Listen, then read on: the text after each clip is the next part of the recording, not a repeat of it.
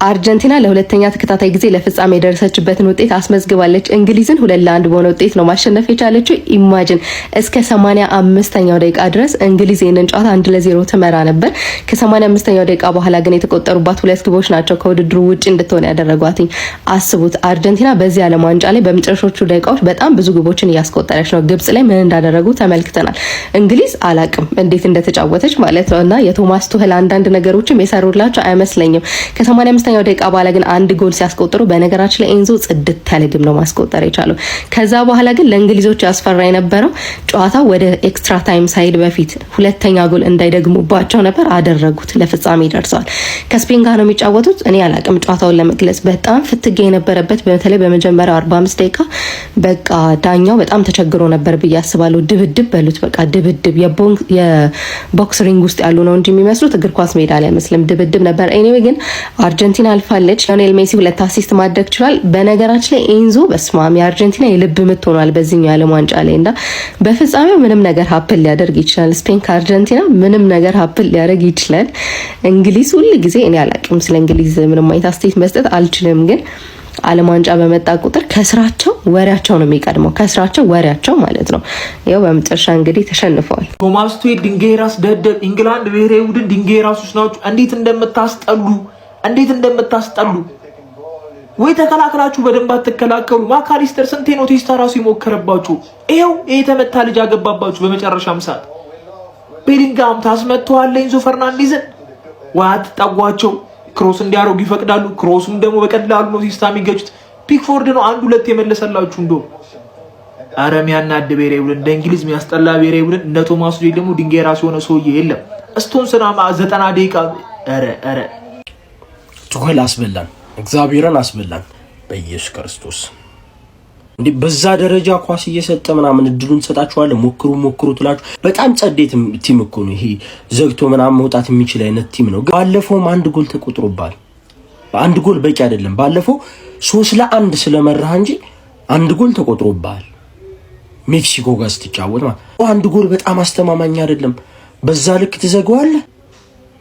እኔ ሜሲ በዚህ ጨዋታ 2 አሲስት ነው ምናምን አድርጓል። ግን የለም እኮ ሜሲ አስቆማዋል እኮ ሜሲ አሽን እኔ አሁን እንደዚህ የተናደርኩት እኮ ሜሲ ምናምን ተላቻ ምድር መሀይም እንደምትሉት እኮ ቴሌግራም ቻናል ላይ ገብታችሁት በእያንዳንዱ ቀመሪ በቃ እብድብድ ባለው በእያንዳንዱ ቀመሪ አርጀንቲና ብቻ ቱ ማለት ነው ወጣብኝ። ደግሞ የሚገራርም ሳንቲም ነበረኝ ካሻውት ማለት ነው። ገብታችሁ ቴሌግራም ቻናል የሚገራርም ሳንቲም እየጠበቅኩት ነው። እኔ ቱኬል ጨርሶት ይወጣል ጨዋታ ምናምን ብዬ ምን አይነት የደነበረ የጠነባ ጌም ነው መጨረሻ ላይ ያሳየን። አርጀንቲና ፋይናል አለፈችው። አርጀንቲና ከእንግሊዝ ጋር እግር ኳስ ሳይሆን ጦርነት ተመለከት። ቀድማ በ1 ጎል የደማቸው አርጀንቲና ያላትን ጥይት ሁሉ እንግሊዞች ላይ ተኮሰች። ኤንዞ ፈርናንዴዝ የሚባለው ጥይት ግን ሚሳኤል ሆኖ የፒክፎርድን መረብ በጣጠሰው። በዚህ ያረካው የአርጀንቲናው ጦር በላውታሮ ማርቲኔዝ የኒውክሌር ቦምቧን አፈነዳች። አሁን ዓለም ሁሉ የሚስማማበት ነገር ቢኖር ሊዮኔል አንድሬስ ሜሲ የምንጊዜውም ምርጡ ተጫዋች መሆኑን ነው። እናንተስ ምን ትላላችሁ? ስቶን እናቴ ትሙ ድንጋይ ራስ ነህ አንተ የሃሪ ማጉዌር ግፍ ነው ሲጀመር። ቶማስ ቱዌል የሃሪ ማጉዌር ግፍ ስላለበት ነው አንተ ተሳስተህ ጎል የተቆጠረው። ምን አይነት እንዲ ኮንሳ ራሱ ምን አይነት ሰው ነው? ከየት ነው የመጣበት? አያውም እንዲ ቢያስ አረ ምን አይነት ተከላካይ ናቸው? አረ ማካሊስተር ቀልዶባችሁ። እኔ እናንተ ደግፊያችሁ አላቀመርም ደግፋችሁ። ፌር ነው ግን ይሄ አመት ልክ ነው ማለት ስትመለከቱት የሆነ ፌር የሆነ አመት እያያችሁ ከአርሰናል የፕሪሚየር ሊግ ዋንጫ መብላት ጀምሮ ማለት ነው። ከአርሰናል የቻምፒዮንስ ሊግ ፋይናሊስት መሆን ጀምሮ ፌር ነው እያያችሁት ያላችሁት ነገር ማለት አርጀንቲና እኮ ዋንጫ በልታለች ከእንግላንድ በተሻለ እንደውም ፋይናል እየደረሰች ያለች ቡድን ናት ምናምን። ግን ይሄ ቡድን ደግሞ ጭራሽ የሚገባው አይነት ቡድን ሆኖ አይደለም የተመለከትነው አመጣጡ። ከዛ በኋላ ደግሞ የፍራንስ ብሔራዊ ቡድን የወደቀበት መንገድ በዛ ደረጃ ዋንጫ በጨዋታ ተበልጦ ያን የመሰለ በጣም የሚያስደንቅ ቡድን። ከዛ በኋላ ደግሞ ስትመለከቱት አርጀንቲና ከእንግላንድ የነበረው ጨዋታ ማለት ቀድመ ግምቱን ስትመለከቱት ጭራሽ አርጀንቲና የሚገባትም አይደለችም ምናምን አይነት ቡድን የነበረችው ማለት። በዛሬው ጨዋታ ግን እንግላንድ እኔ የመረጠው ያጨውት መንገድ ይችላል ተከላክሎ መውጣት የሚችል አይነት ቡድን ነው። ግን 1-0 በቂ ነው ያላመንኩ። በጣም ደግሞ ማለት ቀድም ያልኳችሁ አንድ ነገር ቢኖር በጣም የጨስኩበት ዋና ምክንያት 44K 40K ምናምን በቂ የሆነ ነገር ቴሌግራም ቻናል ላይ ገብታችሁት እንዴት እንዳስላጡኝ በጣም ነው ኢንግላንድን ያመንኳት። በዚህ እኔ በደንብ ነው ተመልክቻችሁ የመጣሁት። እግዚአብሔርን ነው የምላችሁ በጣም ነበር ያመንኳት። ቴሌግራም ቻናል ላይ ገብታችሁት እንዴት የሚያጨስ ነገር የሚገራርም ደግሞ ቲታዋን ብቻ አይደለም ብቻውን ኢንግላንድ ሳይሆን እዚህ ጋር አውሮፓ ሊግ ምናምን ኳሊፊኬሽን አለ ለማለፍ የሚጫወቱት አይነት ቲሞችና እነሱን ጨማመሪ የሚያስደነግጥ በአራት ቲም ምናምን የሰሩት እብድ የሆነ ቀመር ነው። በዛው ልብሱን አውልቆ ያበደው ማለት የሚገራርመውን ቀመር ነው ያጨለለችው። ባይደው እንዳልኳችሁ ብዙ ሰዎች ያገኝተውት በምን ምክንያት እነሱ ያወጡታል። እኔ ግን ኢንግላንድን አምኛት ስለነበር ተልጫለሁ ማለት ነው። ፖስት አድርጌዋለሁ። ባይደው ገብታችሁ ጭሰናል በቃ ሊወጣልና አልቻለም።